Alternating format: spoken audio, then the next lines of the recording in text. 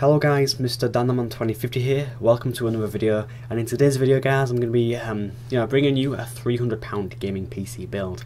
Now this one guys is going to feature the Intel Pentium G2030 and also an Asus DirectCU Radeon HD 7770. This is a nice card, and for just under £100 you'll be playing decently. You should be able to play Battlefield. I know some PC builds that I put together which have like £70 graphic cards, and they can play Battlefield for fine, so that's all good. So yeah, this build is going to be for £300. It's going to include everything you'll need, apart from optical drives, because I don't like optical drives, and you guys should all be installing Windows 7 or Windows 8 via a flash stick now, so that's all good. Now to begin guys, we're going to be grabbing the Intel Pentium. This is the G2030, and there's a dual core processor that runs at 3 GHz. It has 3 MB of cache, and it runs on the LGA1155 socket, but for £40 guys, that's an absolute bargain. Now bearing in mind it's LGA1155, this actual motherboard is LGA1155. This is 3755. It's really cheap, to be honest. Just under £38. It's really cheap.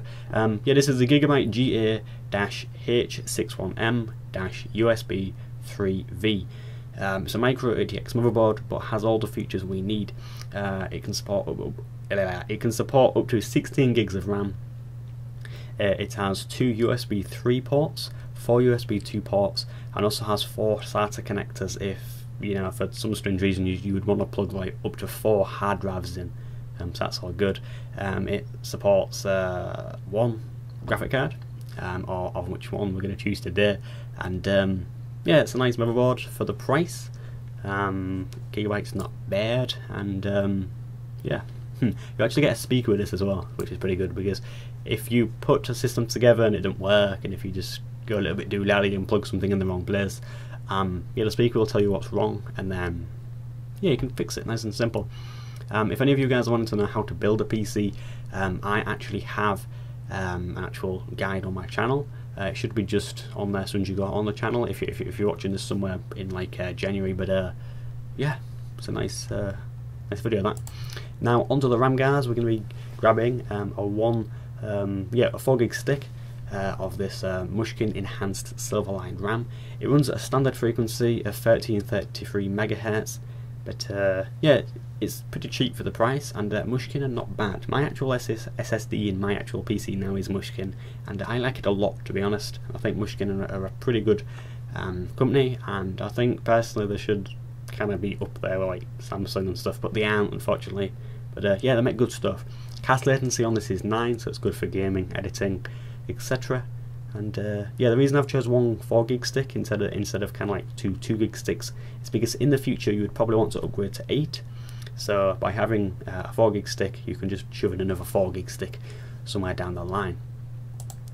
Now for the graphic card guys, we're going to be grabbing the Asus DirectCU Radeon HD 7770. It's kind of a mouthful. It's a 1 gig card and has the faster GDDR5 memory. Not none of that GDDR3 nonsense. But it's a PCI Express graphic card and will fit in the motherboard nicely.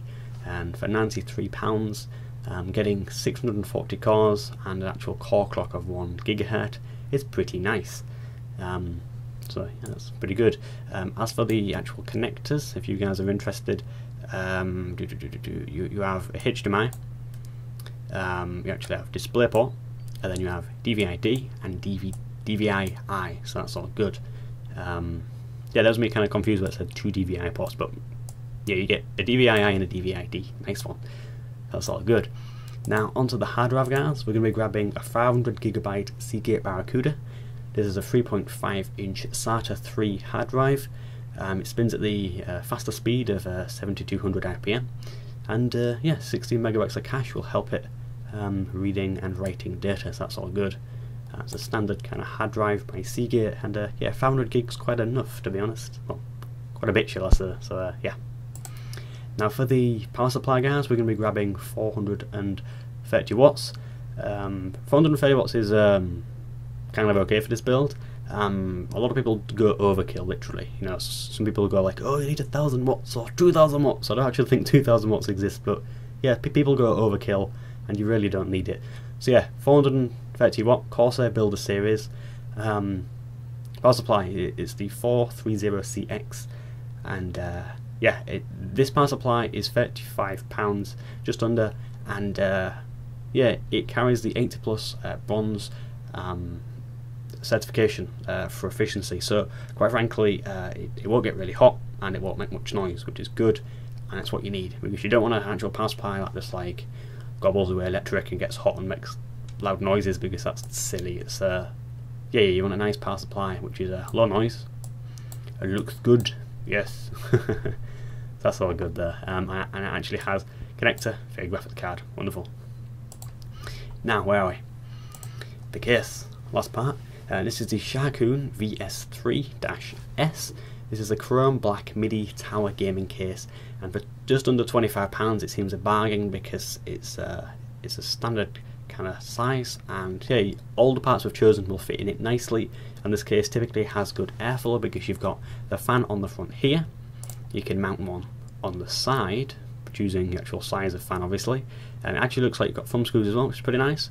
And then finally, if I can locate that kind of last picture, but you'll need somewhere, yeah, you can fit one on the back as well, which is pretty nice.